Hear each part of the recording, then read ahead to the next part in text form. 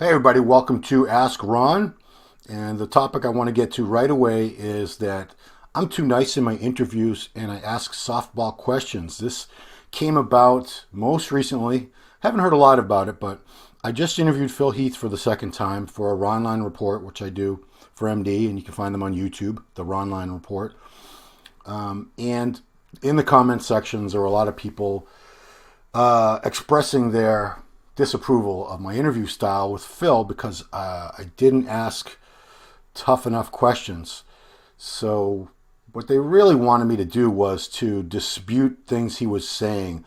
So if he said his midsection was not looking good because of a hernia surgery that never healed correctly, I was supposed to argue with him and say that's a lie, Phil. Let's be honest here. Tell us the truth. They wanted me to treat him like, a witness on a on stand at a murder trial or a defendant, and I'm the prosecutor. I'm not going to make people uncomfortable. I will ask questions that are interesting and applicable. I did ask him about his midsection, and I do ask people questions that I think the fans out there, want to hear the answers to. I'm not going to ask really personal questions like, tell me all about why your wife left you or why you left your wife and kids. Tell me about that drug charge from 10 years ago, or let me hear your steroid cycle. I'm not going to ask questions that make the subject uncomfortable and put them on the spot. And there are two main reasons for that. The one is a lot of times I'd like to interview these people more than once. So if you treat someone like that, if you make them uncomfortable and squirm and get them defensive and on edge and thinking, not knowing what you're going to ask next, it's going to make them embarrassed or put them in a bad spot, they're not going to interview with you again. Really? You think they will? No. And a lot of these top athletes, it's not like I only want to interview them once. These are guys, a lot of them that, things go on with their careers, and I want to talk to them once, twice, 3, 4 times a year maybe. So I need to have a good relationship with them. To do that, I'm not gonna put them on the spot and make them look bad. And that's not kissing ass. That's just being respectful. It's being polite. It's being a nice person. The other thing is, if you adopt that really combative interview style where you're asking uncomfortable questions that they might not want to answer, the word gets out very quickly and other athletes are not going to want to interview with you. It's a pretty small industry. So if people won't interview with you anymore and you have an interview show, who are you going to interview? Guys at your gym or something? So yeah, I'm not going to do that. I'm not going to ask the type of questions that some of the fans, and I don't think a lot of the fans are really into. Some of the fans want me to really grill these people, and I'm not going to do that. So, some of you do love my interviews. Some of you don't. You can't make everybody happy. It's just not possible. So that's the deal, guys. I'm going to continue interviewing people the way I've always done, the way I've done it long before I had a webcam. I was doing these on the phone for many, many years with hundreds, thousands of athletes, and it's worked out pretty well. I'm going to keep doing that. Next question I got on Instagram from a guy whose name was Legit or Scammer. Hopefully he's legit. Do you feel that Phil Heath lost most of the poses minus the back poses? Did the judges make the correct call? Yeah, the Olympia has been over for 2 weeks, more than 2 weeks now, but this is still being debated. I mean, that's our Super Bowl, obviously, and the Olympia changed hands. It was a very big deal. So this is still being talked about. Now, a lot of times people break down who should have won a contest based on who won which poses. And I get that. But we're looking at the overall package.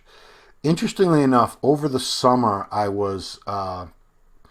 coached a woman for a couple natural bodybuilding shows, and one that she did was like an exhibition. It wasn't like a sanctioned one, but they had score sheets from another organization, a natural organization. And it was the first time I'd ever seen them. And interestingly enough, you would have the competitor number that you were supposed to fill in.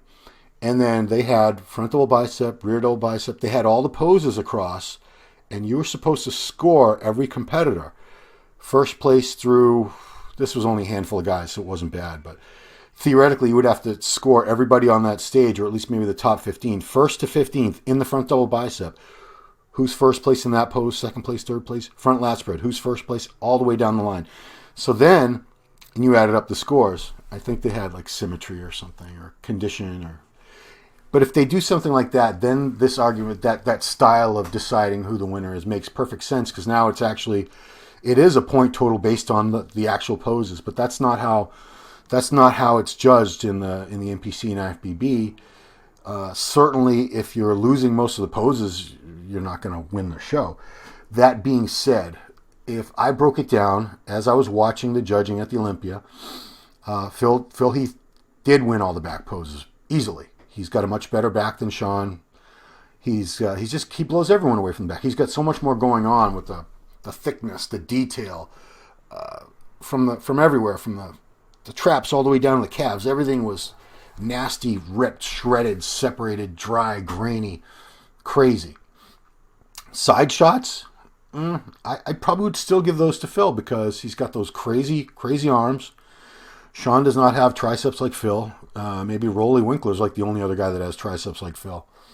So, side leg, Sean was maybe a little bit more conditioned, but Phil wasn't far off. Phil's condition was much better than it was last year. It's better than it's been since maybe his first couple wins.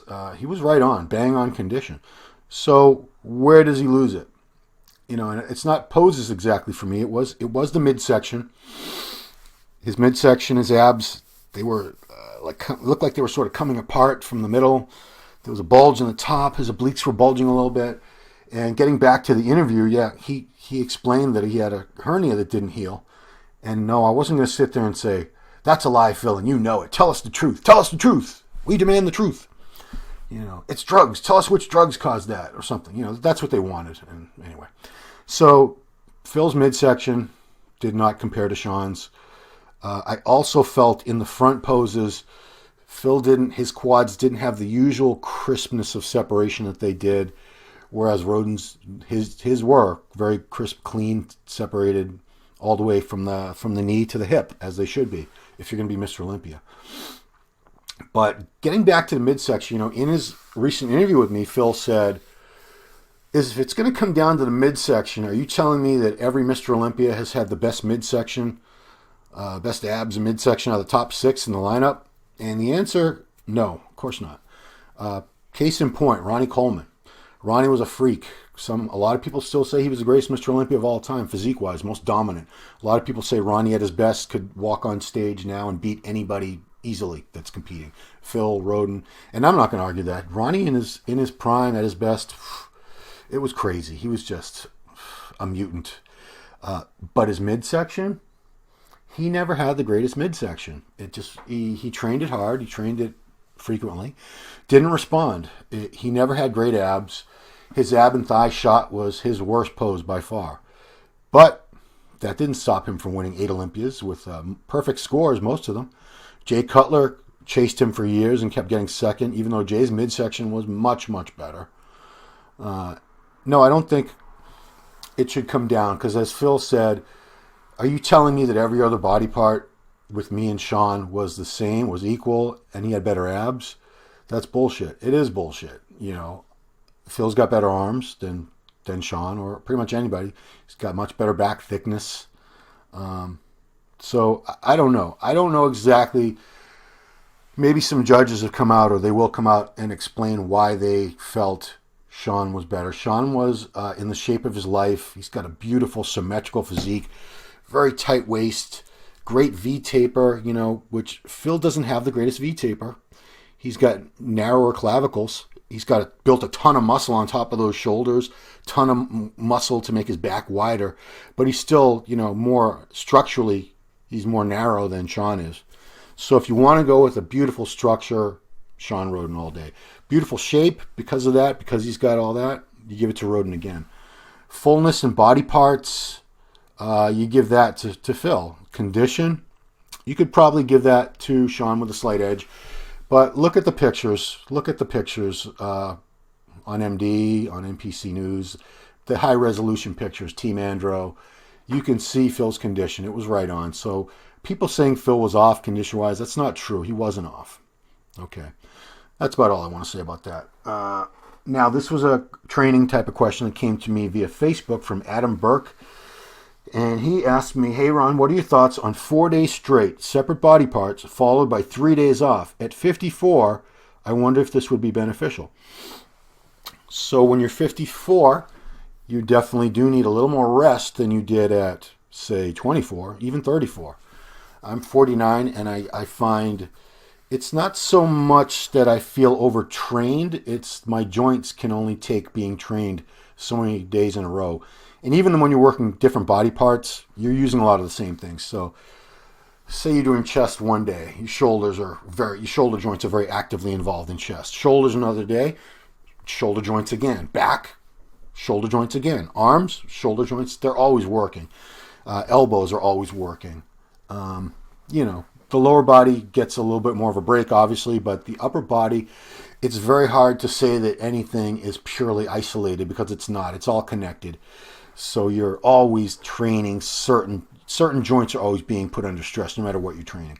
So I find that for me, 3 days in a row of training, weight training with a day off is working out very well.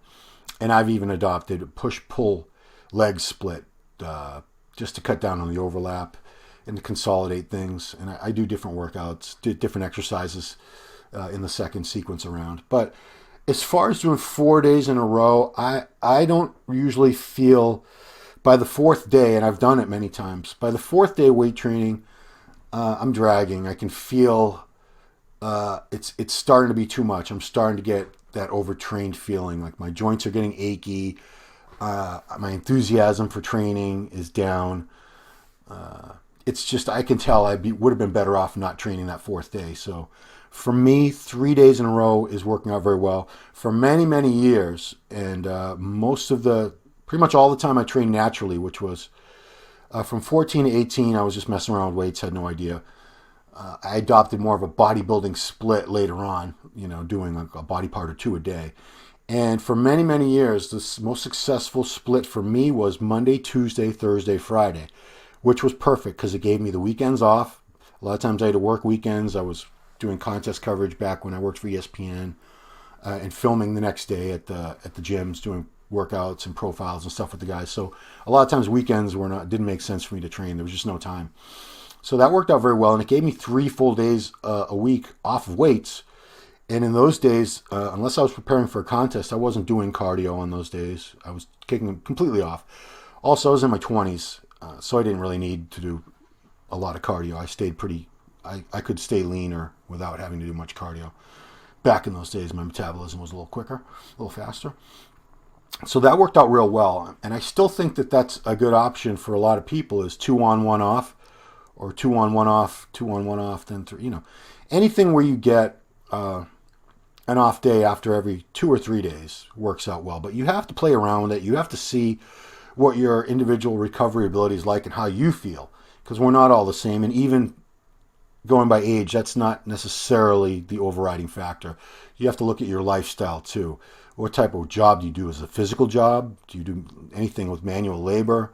Are you moving around a lot? Is it a very stressful job? Do you have a lot of stress in general in your life?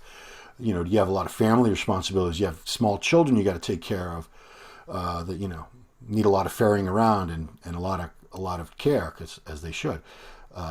School, are you working and going to school too? Are you commuting? There's a lot of things that can, are you getting enough sleep? Are you able to ever take naps? There's a lot of things that will have a very significant impact on your ability to recover from your workouts. So just going by your age isn't necessarily the best way to figure it out. And you don't know how many days in a row of training that you can really tolerate well and recover from unless you try it a few different ways. I'm sure there are people out there that can do 5 or even 6 days a week in a row with weights and still recover. They would probably be younger. They would probably be able to get plenty of sleep, eat quality food every 2 to 3 hours, not have to rely on shakes and bars. They wouldn't be missing meals. And let's be honest here, steroids obviously aid greatly in recovery from training. So someone who's on steroids is going to recover better from their workouts and more completely and faster than someone who's not on steroids. So there's a lot of things to look at. You can't just make a blanket statement and say you should train this many days a week and then take this many days off. One thing I do believe we should all do that we don't all do, I don't, is to take little layoffs let's say like every 2 to 3 months, maybe every 2 months, depends on what your individual needs are. I would take 3 to 4 days off. That's when I would do 3 to 4 days off, is after just every couple months, because you don't realize that you're starting to get overtrained and your joints are starting to really get achy and in a bad spot until you've reached that point already.